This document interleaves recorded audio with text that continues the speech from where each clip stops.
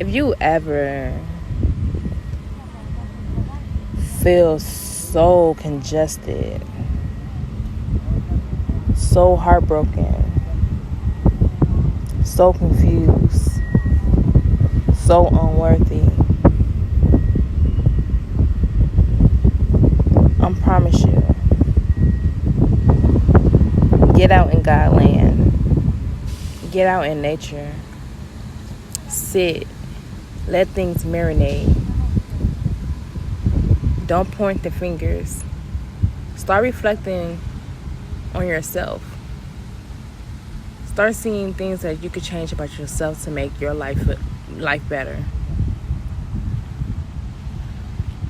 We tend to control things that we cannot control. And sit out here in peace. Hear the